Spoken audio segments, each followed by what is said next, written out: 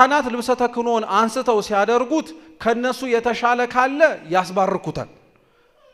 ካህናት ከሆኑ በየደብሩ አስተዳዳሪ ካለ በደብሩ አስተዳዳሪ፣ ከሳቸው ደግሞ ከፍ የሚል ቆሞሳት፣ ጳጳሳት፣ ሊቃነ ጳጳሳት ካሉ እነሱ ባርከው ያደርጉታል። ከማረጋቸው በፊት ከቁርጭምጭሚታቸው እንዳያልፍ ይለኩታል፣ ያረጉታል። ጸሎቱ ጸሎት ብቻ አይደለም ብያችኋለሁ። አሁን ልብሱን አድርጎ ለመዟዟር መለካት ምን አስፈለገው ብትሉ ልብሱ የመለኮት ምሳሌ ነው። የሚለብሰው ካህን የሥጋ ምሳሌ ነው።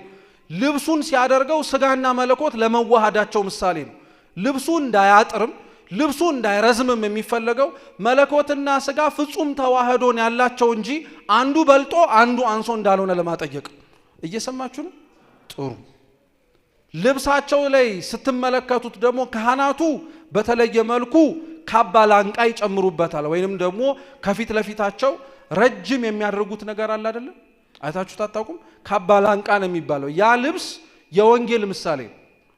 በአንገታቸው ጠልቆ እስከ እግራቸው ጥፍር ድረስ ነው የሚደርሰው። ወንጌልም ከላይ ከእግራቸው ላይ እስከ እግር ጥፍር ድረስ እንደደረሰው ሁሉ በሁሉም አጽናፈ ዓለም እንደተሰበከ ማስተማሪያ ነው ልብሱ፣ ማጌጫ ብቻ አይደለም። ዲያቆናቱ በተለየ መልኩ ደግሞ በትከሻቸው 2፣ በፊት ለፊታቸው 2፣ ከጀርባቸው 1 ደግሞ የሚወርድ ዘርፍ አለ። ይሄ የአምስቱ አዕማደ ምስጢራት ከፊት ያሉት 2ቱ የምስጢረ ሥላሴና የምስጢረ ሥጋዌ ምሳሌ ናቸው። በስተቀኝና በስተግራ ያሉት የምስጢረ ቁርባንና የምስጢረ ንስሐ ምሳሌ ናቸው፣ ወይም ጥምቀት። ከጀርባ ያለው ደግሞ ገና ያልደረስንበት ያላየነው ደግሞ ምስጢረ ትንሣኤ ሙታን ነውና ከጀርባ ያለው ዘርፍ የትንሣኤ ሙታን ምሳሌ ነው። ጊዜ ኖሮን እያንዳንዱን ለምን እንደተሰየመ መናገር ባንችል ቢያንስ እችን እየጠቀስን መናገር የሚያስፈልገን ካህናቱ ዑደት ሲያረጉ ሲዞሩ ምእመናን ስንመለከታቸው ልብሳቸውን አይተን ከማድነቅ ባለፈ የጀርባቸውን ዘርፍ ስታዩ ትንሣኤ ሙታን ትዝ ይበላችሁ። ከጎናችሁ ሲሄዱ ቁርባንና ጥምቀት ትዝ ይበላችሁ። ከፊት ለፊታችሁ ሲመጡ ሥጋዌና ሥላሴ የሚባሉት ምስጢራተ ቤተ ክርስቲያን ትዝ ይበላችሁ። ይሄ እንኳን እሺ አይምጣ፣ ትዝ ባይለን እነዚህ 5 ዘርፎች የ5ቱ ቅንዋት ምሳሌ ናቸው። ጌታችን መድኃኒታችን ኢየሱስ ክርስቶስ ለኛ ሲል ዋጋ ሲከፍል የተቸነከረባቸው ማለት ነው። እዚህ ልዑካኑ ለብሰውት የሚንቀሳቀሱት የክርስቶስን መከራ ነው ማለት ነው። ልብስ ብቻ አይደለም፣ ማጌጫ ብቻ አይደለም።